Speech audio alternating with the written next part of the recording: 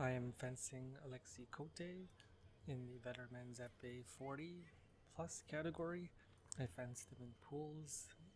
He is a former national level foilist, so very smart tactically. Yes, and I'm just looking for ways to get him to get his arm moving, get his blade moving.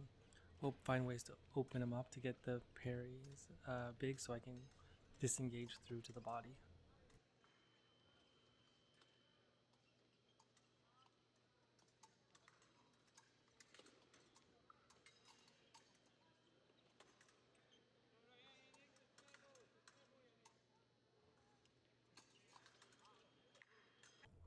When we fenced in pools, he beat me. This is pretty much all he did. He just waited for me to come direct at him, and he just sat at a good distance and did a parry riposte, and I did not adapt. So after that point, I had to tell myself that we have to do more preparation to the hand, get him thinking about the hand, then get him to have a big parry reaction, and then try to disengage through if there's an opening. Here we both think we hit. I disengage, I go over his shoulder, and then I think he remised or tried to hit me, and neither of our points go off, and we both got yellows for turning our backs or something like that.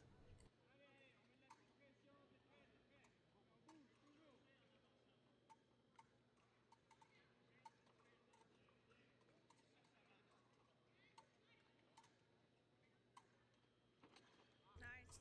This is more of how I want to set up my actions. I'm bothering him at the hand, trying to get him to forget about his distance, and then on a step forward when he's a moment too close, I do. There was faint high low.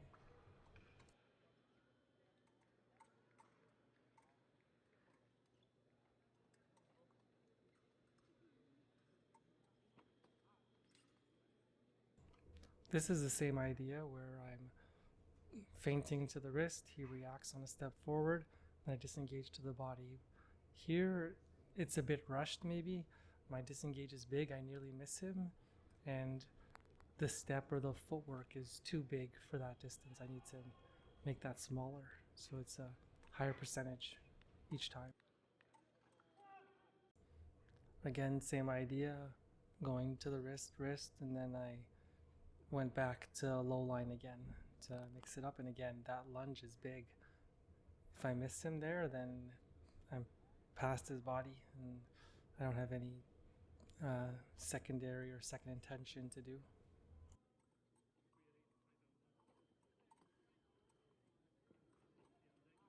Nice. He switches it up here, and he starts, I guess, trying to engage in cart. Then he's rushing as well, and um, I think he's just pushing too hard there, and then I just wait for an opening to step in. Here, I rush. Maybe that I've gotten 4 in a row, I'm feeling a bit confident, but I don't prepare this one at all. I just go directly at him, and that's an easy point for him to parry riposte.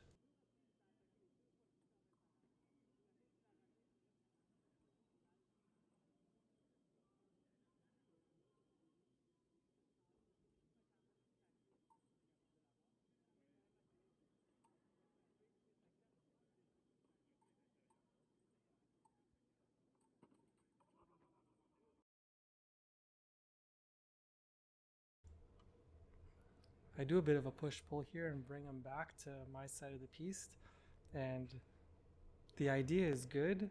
It's just the execution. I miss his foot, and my lunge is too big, so I have no second intention, and then he can just hit me. So maybe just a bit of a smaller step there. This one is rushed again. I'm not preparing. I have to get him thinking about the wrist, getting a bit more focused on my point rather than just rushing into it like that.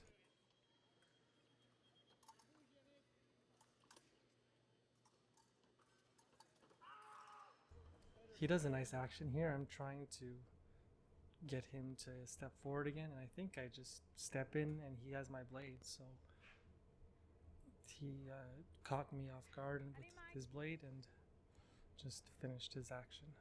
So at this point I'm looking to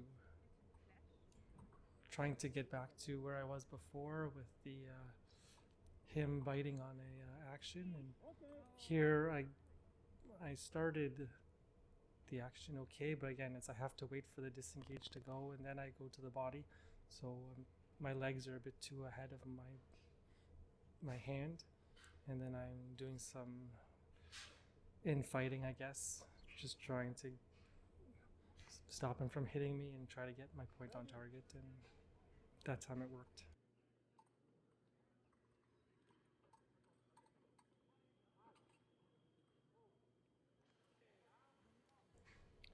At the break, my coach talked to me mostly about having a half step, so being less committal with forward footwork. So like in the first period I was doing too much forward and then getting caught. So here I'm doing a bit of a half step, and I do get caught in his blade, but my distance is good enough that I can escape and do that, but I'm still front foot heavy there. I'd like to be more balanced on both feet rather than trying to reach, because that's just bad news against this guy. Here I think I shortened up my lunge so I had time to react and remise in and get the point. Usually that's a double, so I was pretty lucky there to get a single.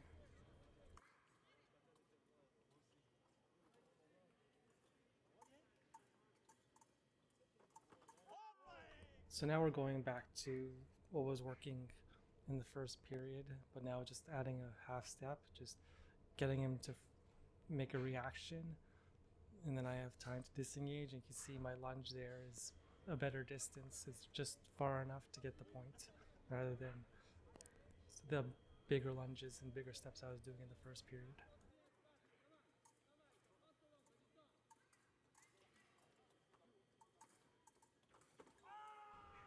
Here I was in between actions. I was a bit passive and I was thinking of 2 or 3 things, and he moved in, and instead of looking for my blade he just went directly to the body. So yeah, he timed that really well.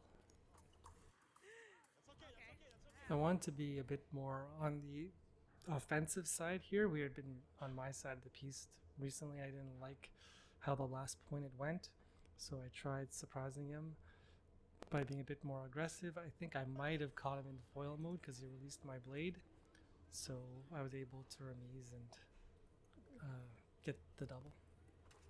No, Mike. So here, that's a first for me where I went for the toe. The blade bent. I felt the blade bend, and no light went off. And yeah, you should fence until you hear the halt, but I was so sure of the point that I stopped fencing, and that's something I should work on.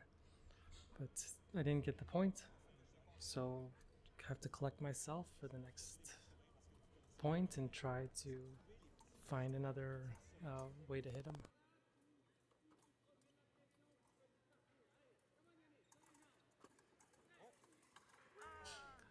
This was fine except for when I step forward. So I get him doing 6, 6, 6, 6, and I'm disengaging here, but then as soon as I move forward, that's the major problem. I could have just sat back and waited for him to move forward, and then that would put me in a better spot, but I move forward instead and I'm off balance too, so that's not a good situation.